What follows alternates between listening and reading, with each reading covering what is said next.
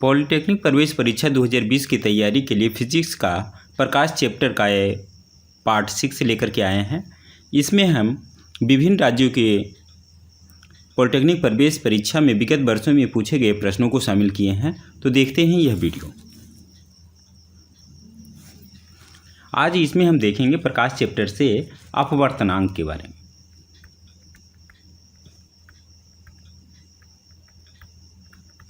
अपवर्तनांक को इंग्लिश में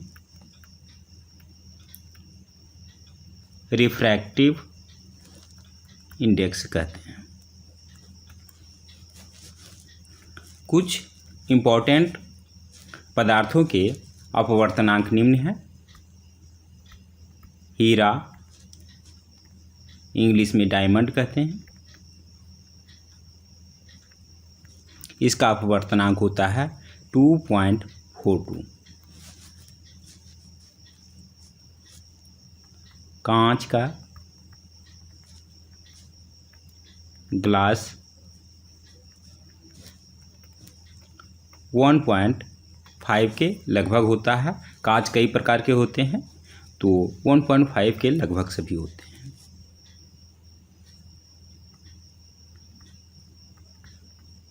केरोसिन,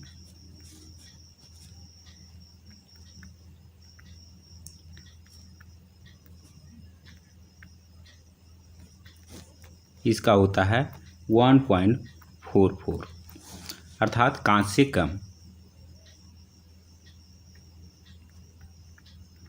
जल, वाटर का होता है 1.33। तो इसे याद रखें। लगभग सबसे ज़्यादा हीरा का होता है 2.42, कांच का 1.5, केरोसिन का 1.44 और जल का 1.33। ये कुछ इम्पोर्टेंट हैं। देखते हैं एग्जाम में पूछे गए प्रश्न। Question number 76। वायु में 750 नैनोमीटर तरंगदैर्घ्यता वाला एक प्रकाश 1.5 अपवर्तनांक वाले कांच की स्लैब में प्रवेश करता है। प्रकाश की तरंगदैर्घ्यता में लगभग परिवर्तन होता है। जब प्रकाश की किरण एक माध्यम से दूसरे माध्यम में प्रवेश करती है तो हम जानते हैं कि इसकी चाल में परिवर्तन होता है। इसकी चाल में परिवर्तन लैम्डा के परिवर्तन होने के कारण होता है। v बराबर n लैम्डा, जहाँ की n आवृत्ति होती है। आवृत्ति में कोई परिवर्तन नहीं होता है, तो इसका वेग बदलता है किसके कारण से? तरंगदैर्घ्यता में बदलाव के कारण। तो देखें, जब 1.5 अपवर्तनांक वाले में जाते हैं तो यह सघन माध्यम होगा। तो सघन माध्यम में प्रकाश की चाल कम होती है। तो लगभग शुरू में उसका 750 था और बाद में 1.5। तो ये बदलाव जो होगा सघन माध्यम में, इसका लैम्डा मान हो जाएगा 750 का 1.5 से डिवाइड करेंगे। ये हो जाएगा 500 सघन माध्यम में तरंगदैर्घ्य। तो कह रहा है कि लगभग परिवर्तन कितना हुआ? 750 नैनोमीटर से बदल करके 500 नैनोमीटर हो गया। अर्थात ये अंतर जो हुआ, ये दोनों का अंतर 750 में से 500 घटा दें, अर्थात 250 नैनोमीटर, जो कि ऑप्शन बी में है। इसका सही जवाब ऑप्शन बी होगा। यह प्रश्न झारखंड पॉलिटेक्निक 2018 में पूछा गया प्रश्न है।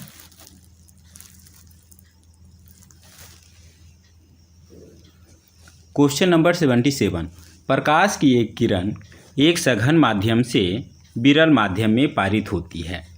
यदि सघन माध्यम में आपतन कोण 30 डिग्री है और अपवर्तन कोण 45 डिग्री है तो उस माध्यम में प्रकाश का वेग है।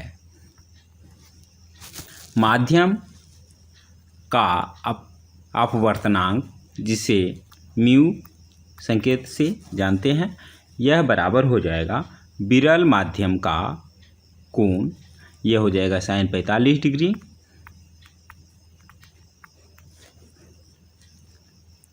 बटे सघन माध्यम का कोण, यह हो जाएगा साइन 30 डिग्री। साइन 45 डिग्री का मान 1/√2 और साइन 30 डिग्री का 1/2 बराबर हो जाएगा 2/√2, जिसे हम √2 लिखेंगे। तो अब इसका अपवर्तनांक √2 है, तो इस माध्यम में प्रकाश की चाल क्या होगी? तो जो निर्बाध में प्रकाश की चाल है उससे हम डिवाइड कर देंगे अपवर्तनांक से। तो अपवर्तनांक इसका √2 आया है, जिसे हम लिख सकते हैं 3/√2 × 10⁸ मीटर पर सेकेंड, जो कि ऑप्शन डी में है। इसका सही जवाब ऑप्शन डी होगा। Question number 78। यह प्रश्न एमपी पॉलिटेक्निक 2019 के सेकेंड सीटिंग में पूछा गया प्रश्न है। जब हम बाह्य अंतरिक्ष से किसी तारे को देखते हैं तो हम तारों की टिमटिमाहट नहीं देख सकते हैं, क्योंकि बाह्य अंतरिक्ष में कोई वातावरण नहीं होता, अर्थात प्रकाश का कोई अपवर्तन नहीं होता। इसके कारण तारा टिमटिमाता नहीं है। ऑप्शन बी इसका सही आंसर होगा।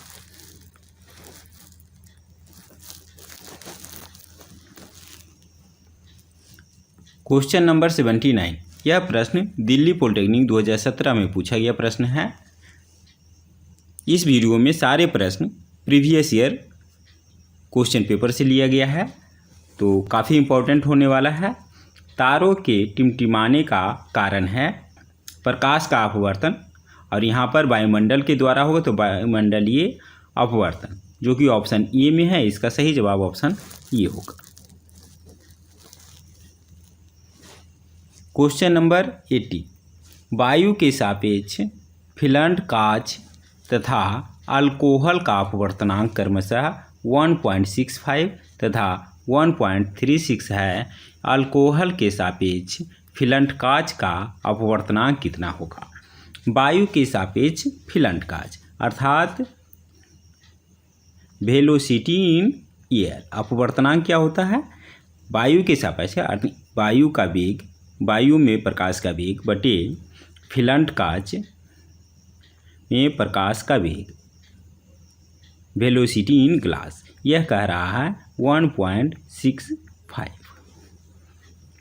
तथा कह रहा है वायु के सापेक्ष अल्कोहल का अर्थात velocity in air divided by velocity in alcohol equal to 1.36।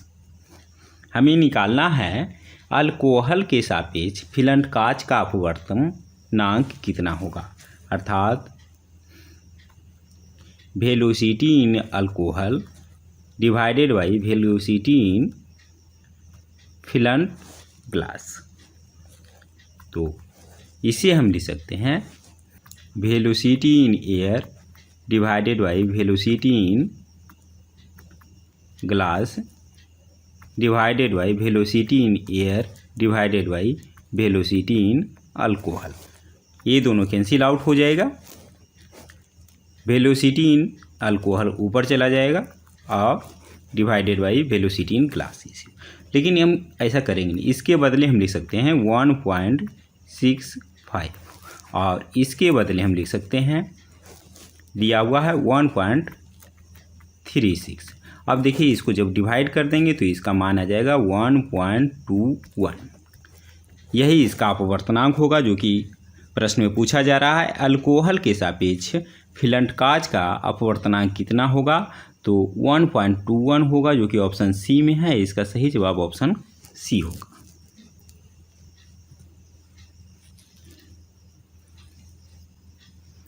Question number 81। यह प्रश्न दिल्ली पॉलिटेक्निक 2018 में पूछा गया प्रश्न है।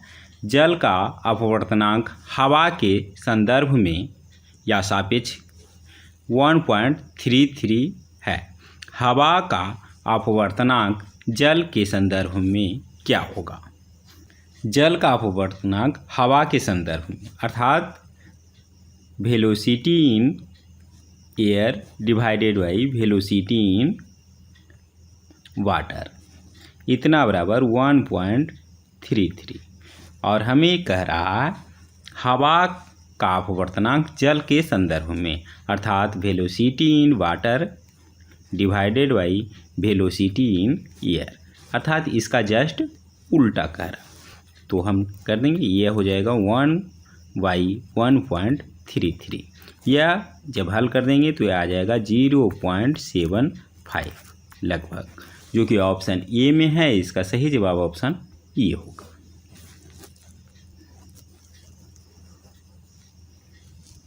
Question number 82।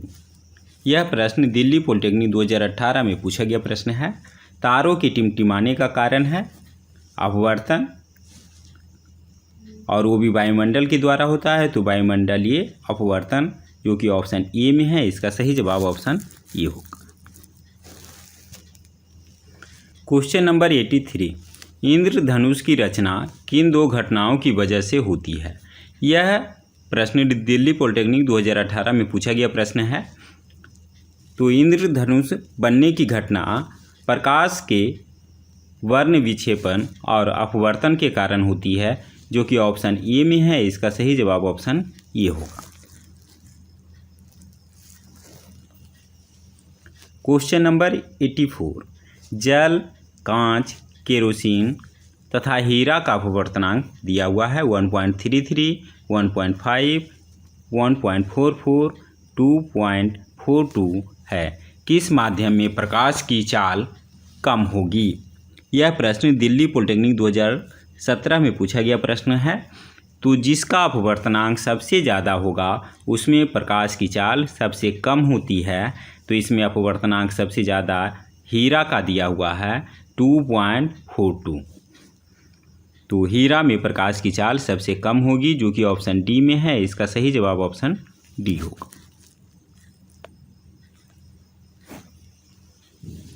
Question number 85। यह प्रश्न लगभग हर बार पूछा जाता है। दिल्ली पॉलिटेक्निक 2019 में भी यह प्रश्न पूछा गया है। तारों के टिमटिमाने का कारण है तो प्रकाश का अपवर्तन वायुमंडल के द्वारा होता है, वायुमंडलीय अपवर्तन, जो कि ऑप्शन सी में है। इसका सही जवाब ऑप्शन सी होगा।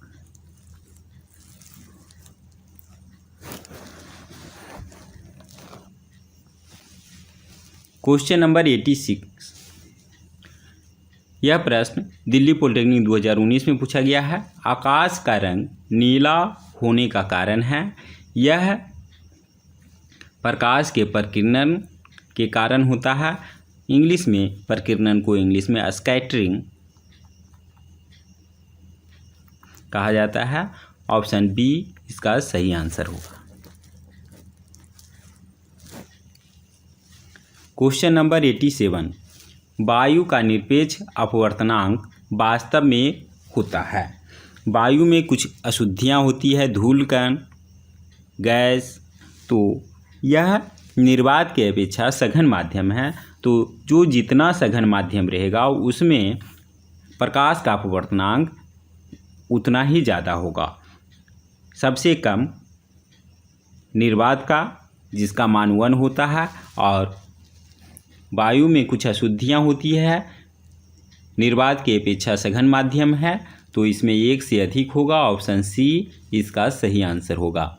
वायु का निरपेक्ष अपवर्तनांक वास्तव में 1 से अधिक होता है। ऑप्शन सी इसका सही आंसर होगा। Question number 88। पानी में डाली हुई छड़ी टेढ़ी दिखती है, इसका कारण है? यह टेढ़ी दिखने का कारण है प्रकाश का अपवर्तन, जो कि ऑप्शन ए में है। इसका सही जवाब ऑप्शन ए होगा। Question number 89। हीरा का अपवर्तनांक है 2.42 होता है, जो कि ऑप्शन डी में है। इसका सही जवाब ऑप्शन डी होगा। Question number 90। हीरे का अपवर्तनांक 2.4 है। हीरे में प्रकाश की चाल होगी। तो हीरा में प्रकाश की चाल बराबर होता है निर्वात में प्रकाश की चाल यानी 3 × 10⁸ मीटर पर सेकेंड बटे अपवर्तनांक। तो हीरे का अपवर्तनांक यहाँ पर दिया हुआ है 2.4, दशमलव के एक ही अंक तक दिया है, तो इसको हटाएंगे, दशमलव हटाएंगे तो यहाँ पर 30 लिख दें 3 के बदले। अब देखिए 6 से काटें, 6 चौक 24, 6 पचे 30, 5/4 को हम लिख सकते हैं 1.2 इंटू ये बच गया 10⁸ मीटर पर सेकेंड। तो हीरा में प्रकाश की चाल होगी 1.2 इंटू 10⁸ मीटर पर सेकेंड, जो कि ऑप्शन डी में है। इसका सही जवाब ऑप्शन डी होगा। इस वीडियो में इतना ही। वीडियो को अंत तक देखने के लिए धन्यवाद।